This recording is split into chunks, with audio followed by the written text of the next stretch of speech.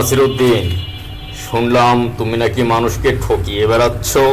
আগে মহারাজ, ঠকালাম কোথায়? আমি তো ঠকবাজদেরকেই ঠকাই। ও আচ্ছা, তুমি যখন এতই ঠকাতে পারো তো আমাকে ঠকাও দেখি বাপু। তা কি করে সম্ভব মহারাজ? আপনাকে কি কোনোভাবে ঠকানো যায়? আমি যে এখন সোনা চাষে ব্যস্ত আছি, অনেক ব্যস্ত সময় পার করতেছি। এ সোনা চাষ? তা কি করে সম্ভব? সোনা কি কখনো চাষ করা যায় নাকি? হ্যাঁ মহারাজ, আমি তো ভালোই ফলন পাচ্ছি এই সোনা চাষ করে। ঠিক আছে, এই নাও 100 স্বর্ণ মুদ্রা। ভালো করে চাষ করে লাভের ভাগ দিও। ঠিক আছে মহারাজ, আপনি নিশ্চিন্তে থাকুন। এবার সোনার ফলন বাম্পার হবে, আর আপনাকে লাভের ভাগ অবশ্যই দিব।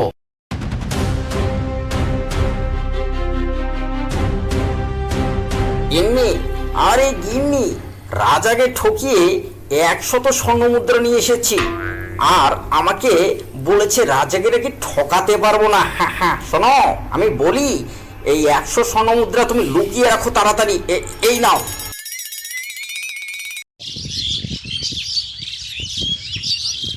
কি ব্যাপার, সকাল সকাল নজু শেখ এদিকে আসতেছে কেন? কোনো মতলব আছে নাকি? পালাবো নাকি? না, থাক। আরে কে হে মোল্লা নাসিরউদ্দিন, গত সপ্তাহে যে আমার কাছ থেকে একটি কলসি নিয়ে আসলে, সেই কলসিটা কি ফেরত দিবা না নাকি? আরে হ্যাঁ হ্যাঁ, আমার তো মনেই নেই তোমার কাছ থেকে আমি একটা কলসি এনেছিলাম। একটু দাঁড়াও, তোমার কলসিটা আমি এক্ষুনি এনে দিচ্ছি। সে কি, আমি তো কলসি দিয়েছিলাম একটা, আর আপনি আমাকে দিচ্ছেন দুটা, কারণটা কি? আরে তোমার কলসিটা গর্ভবতী ছিল, এখানে থাকার 3 দিনের মধ্যেই সে বাচ্চা প্রসব করে। তাই এই বাচ্চাটি সহ এই কলসিটা তুমি নিয়ে যাও, এটা তোমারই। বাহ, মোল্লা সাহেবকে তো এইবার ঠকানোর একটা ভালো বুদ্ধি পেয়েছি। 7 দিনের মধ্যেই যদি একটা বাচ্চা প্রসব করে, তাহলে আর 7 দিন রেখে দিলে তো আরেকটা বাচ্চা প্রসব করবে। আমি তাহলে 3টা কলস একসাথেই নিতে পারবো। মোল্লা সাহেব, আসলে আমি এক জায়গায় যাচ্ছি তো 7 দিনের জন্য, তো ফেরার পথে কলসিটা নিয়ে যাবো খন। হ্যাঁ আচ্ছা ঠিক আছে, চলো, আমি ওইদিকে যাব, তো একসাথে যাওয়া যাক।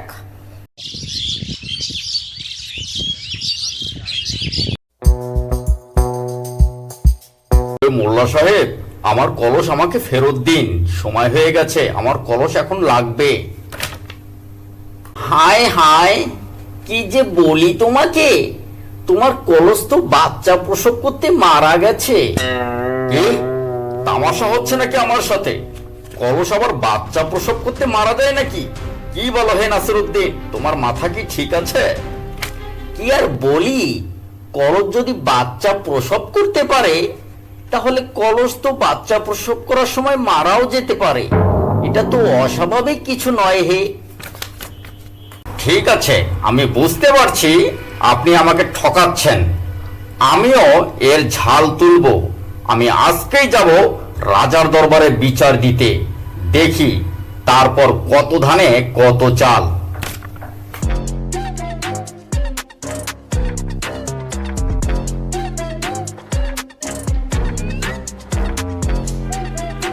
না, সত্যি সত্যি যদি রাজাকে বিচার দেয়, তাহলে তো আমার অবস্থা খারাপ।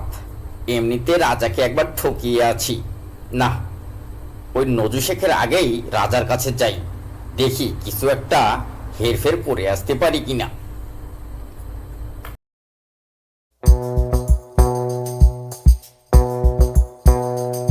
কে হে মোল্লা নাসিরউদ্দিন, এত তাড়াতাড়ি আমার দরবারে যে? আর তোমার সোনা চাষ কত দূর আগালো? আগে মহারাজ, এবার সোনার ফলন অনেক ভালো হয়েছে। আপনি 100 স্বর্ণ মুদ্রা দিয়েছেন, সেখানে আরো 50 স্বর্ণ মুদ্রা লাভ্যাংশ এসেছে, তাই আপনি পাচ্ছেন 150টি স্বর্ণ মুদ্রা। বাহ বাহ, এটা তো অনেক খুশির খবর।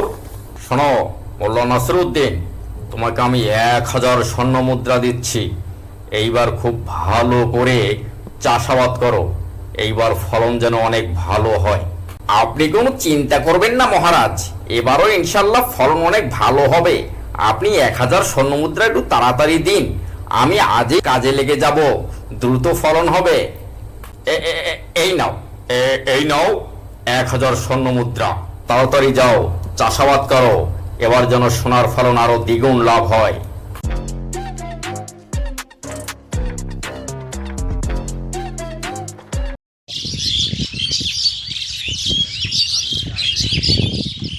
হে মোল্লা নাসির উদ্দিন, তোমার সোনা চাষের কি হলো?